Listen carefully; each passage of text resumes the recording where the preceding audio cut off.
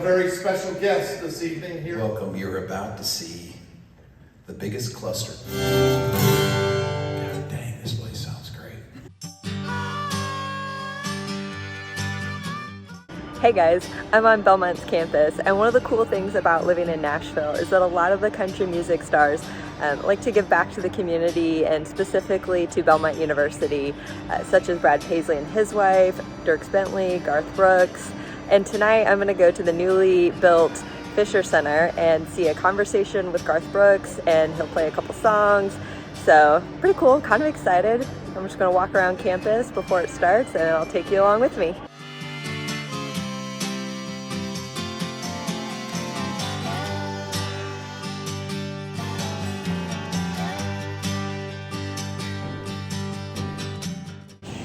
It's such a beautiful day out here. I don't know if I'll be able to record inside the Fisher Center, but I'll try to get as much footage as I can for you guys.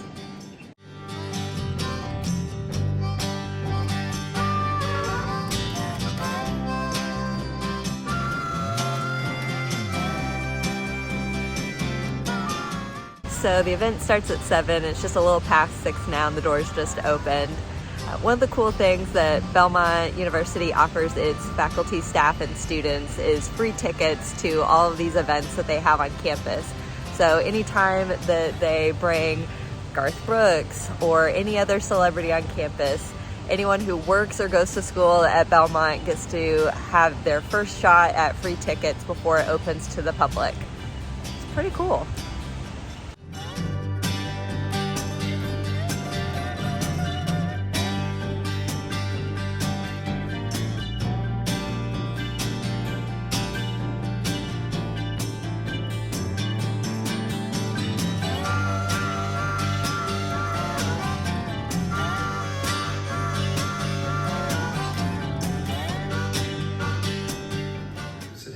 Fill it up with, I'm hoping it's people that have some kind of interest in doing something in the music business, either through music or music business.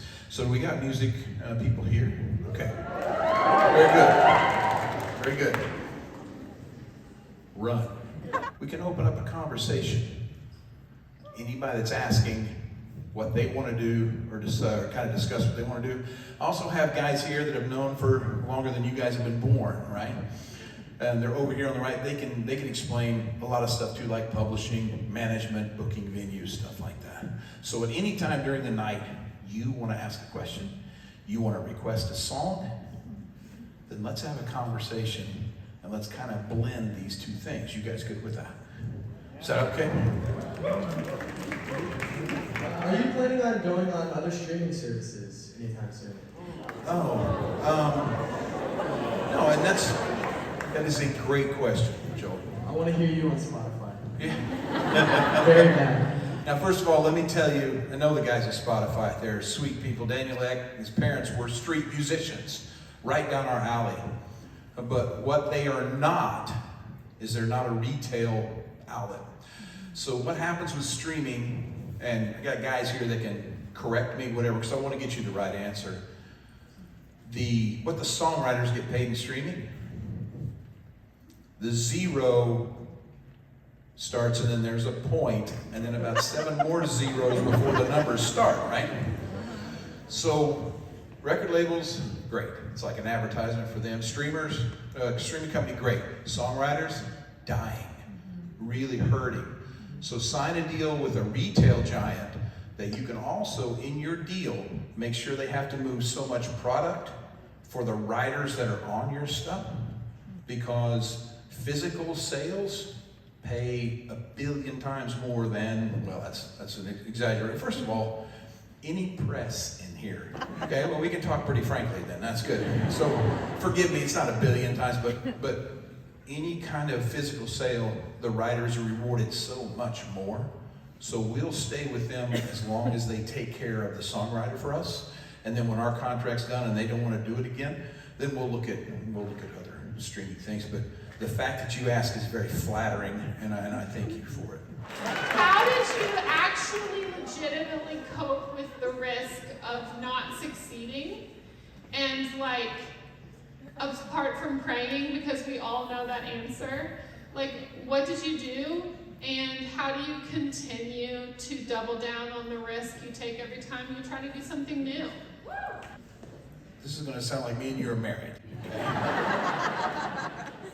Because when Miss Yearwood asks me a question that has 7 different questions, we're going to compartmentalize it, okay?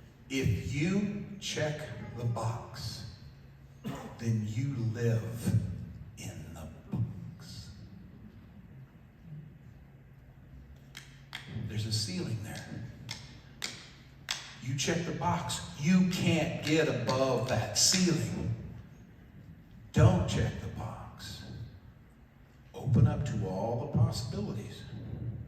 Try them. How do you know they don't work? Because you fall on your ass. The people, it's not how many times you fall on your ass, it's how many times you get up.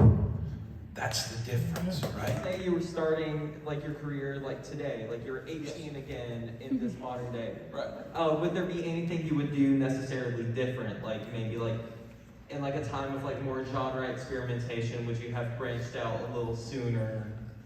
Or would you have like tried to do it like all on your own rather than trying to necessarily rely on labels?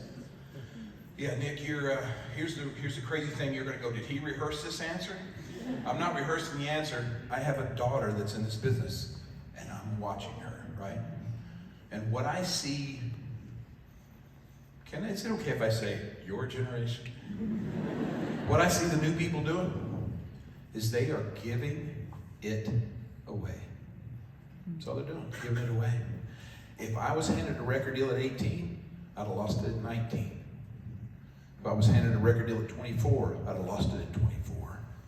I was lucky enough to get mine late in 27, right? But by that time, you've roofed enough houses. You don't want to do that, you know? And it's going to be tough. My first check that Bob Dole got me as a signing bonus to the label was more than I'd ever made, more than I'd made probably in the last 3 years of my life coming up to that. And the signing bonus that he got me, no offense, was not that big. Right? So I think there's that thing where you're going, man, don't give it away.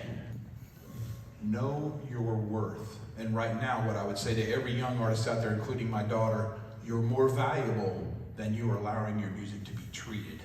If that doesn't make me sound like an old guy.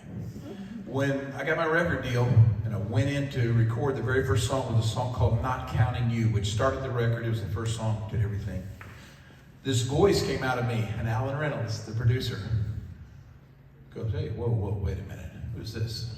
I said, well, I'm thinking of a George Strait kind of, Gary Morris kind of feel kind of thing. He said, no. He said, you got to be yourself. He says, be yourself, please, because if you're yourself, there's never been anybody like you, and there'll never be anybody like you. And if you're yourself and this doesn't work out, then you leave being true to yourself, which is who you have to live with the rest of your life. That was the best piece of advice. But you got to understand, I don't know about you guys, but confidence is not my thing. So I'm going, let me get this straight. This is a fat kid from Oklahoma that's losing his hair. That's going to be cool. I never dreamed that the music was what was mattered, you know? I always thought you had to force it. You had to make it happen. Well, the music, take care of it, it'll take care of you. As an artist, this will be a cool little thing to show you, okay? So you mentioned Linda Ronstadt. This woman loves Linda Ronstadt. We listen to Linda Ronstadt 24 hours a day, right? But when she sings Linda Ronstadt, you're going to hear Trisha Yearwood, right? So my thing is, think about Patsy lives in you. So as a writer and as an artist, Patsy gets here because of you, right? Hopefully when people hear me, they go, that guy sounds like a George Strait wannabe. That's what I wanted. Doing what your heart tells you to do, because I have Garth hates it when I say this, but I don't call myself a songwriter because I've only written a handful of songs. But I am an interpreter. You know, I grew up on Patsy Cline and Ronstadt, who weren't known for songwriting, but made you feel what they were singing, and that's what I always wanted to do. So when I ever chose a song, it was never because I thought it might be a hit. It was always, I love this song and I have to sing this song. Sometimes I got lucky and it was a hit, and sometimes it wasn't. And I always thought, if you sell your soul for a song that somebody else tells you is going to be a hit, because we get told that all the time, oh, this is a smash, you got to record this. If you don't feel it and you record it and it's a big hit, then you get to sing it for 4,000 times, you know, and you hate it. And if it's a big flop, then you just sold your soul for no reason, you know. So the goal for me is always to pick songs that I love. And I promise you, for me, I love stories. I put myself, every song is a mini movie for me, and I'm the star, right? So when I'm singing that song, I'm a character in that song for those 3.5 minutes, and I get lost in it every time. And I think that's because the songs mean something to me. They're not just something that I'm singing because somebody else said this would be a cool song to do. If you don't take anything else tonight away, take this. Everything that is a blessing is a curse. And everything that is a curse is a blessing. Be careful what songs become hits for you. Make sure you love them before they ever become a hit. Because you don't want to, can you imagine all the risks and everything that you take to walk out here on stage? Can you imagine dreading it? That'd be the worst. Well, other than you leaving me, that'd be the worst. That'd be the worst thing that would ever happen. You know, it's horrible. So I think that's perfect. You believe in the song before it ever is a hit. That's what it's all about. I had a job because of, you know, artists and songwriters who didn't necessarily sing. I first of all also don't really believe that you have no talent, so you're probably lying about that. But although I do have a couple of friends who really don't need to ever sing. So. Yes, that was good. That was good. Big points. Very good. I wish we had something to give away right there. That was good. Okay. But only 4. Okay. Okay, 8. Oh, we're on the balcony together. Come on, we gotta be on the balcony together. It's musical theater. I'm really pissed at you. Yeah. No, you wouldn't be. Popular with the mom. You are. You are. But my question for both of you is, I mean, when you first came to Nashville, you weren't here very long before you realized that you needed to go back because you weren't ready. How do you know when you're ready to start a career like this? You don't, that's the risk, isn't it? I mean, you don't know what's going to happen, right? That's.